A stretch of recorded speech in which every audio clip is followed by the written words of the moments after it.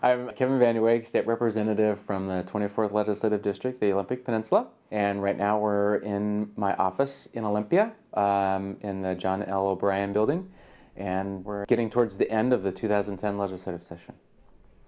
2 weeks left in session. A lot of cutoff dates have passed. What's left to do in these last few days?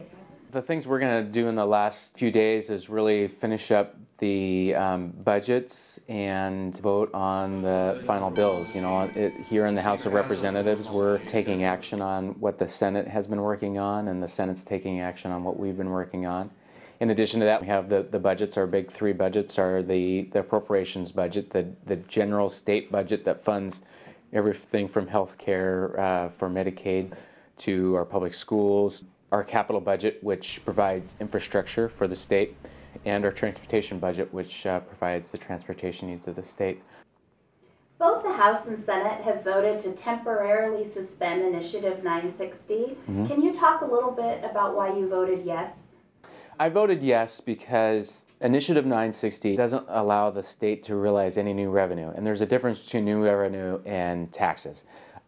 When you prohibit the state from realizing any new revenue, that prohibits us from taking action on if a business is abusing a tax incentive we had given them, or found a way to avoid paying a tax, or which has happened recently around court cases where the court maybe has ruled in a way that is going to allow a business to pay less taxes. And when that happens, the rest of us, the general public, has to make up that difference. So we like to take actions on that, and legislature is very common about doing that to keep business really in line, and I think that's important.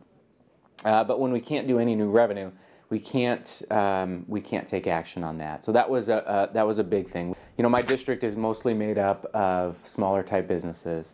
For many reasons, tend to incentivize bigger businesses, and they a lot of times compete with smaller businesses. So I want to make sure that when we incentivize big business, that's fine, but that they're using it correctly, that they're using it to create jobs and economic development, and not abusing it, and that we're not funding Wall Street using taxpayer dollars, and that really we're protecting jobs in my district around small businesses. So. Small business protection and those jobs is a big reason I voted to suspend 960, because I think there's some things that we haven't been able to clean up for a couple years, and we're gonna clean those up, which is a big reason.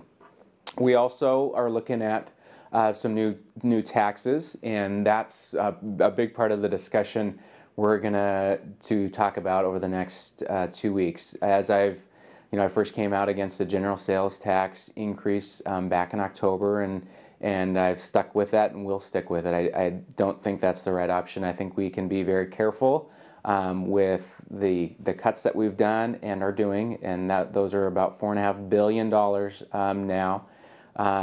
Some government efficiencies, some decreasing the size of state government, streamlining processes, and a little bit of new revenue. Probably between $500 and $800 million. Will be able to get us through this recession. I'm confident of that, and that's something we'll work towards to do. But the suspension of 960 we also only did for 15 months. So I've already talked to some constituents that think it's going to be suspended forever, when in reality we've only done it for 15 months, and we have to take action actually for it not to be suspended again. If we do nothing, which is probably going to happen, it will go right back in effect in just 15 months. You co-sponsored a wildfire safety bill. Can you talk a little bit about the bill and what ended up happening to it? Well, yeah, it was a great piece of legislation that would have implemented a wildland-urban interface code in the state of Washington. In certain areas of the state where we've seen over 500 houses burn in the last 5 years, we need to do something, and there needs to probably be some codes that will say, no, you need to have houses that have metal roofs, and common sense, straightforward things like that will help property be saved. They will help lives be saved. They will help keep fire insurance rates low, and they will save the state money, because the state spends a lot of money protecting houses and structures and putting out wildfires every year. The bill we had unfortunately got wrapped up in politics, and it was killed on the House floor by the Republicans who really went after it and felt like it was kind of government intrusion into private people's lives, and we're talked about a lot of misconceptions about the bill, which was really unfortunate because it goes a long ways to protecting a lot of constituents in kind of the Eastern Washington type area.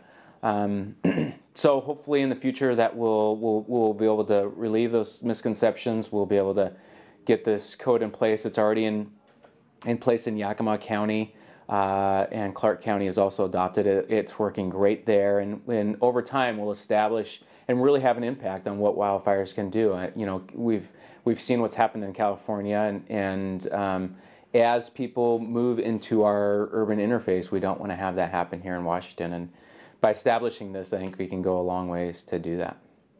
11 days. Yeah, great. Getting close. Yeah.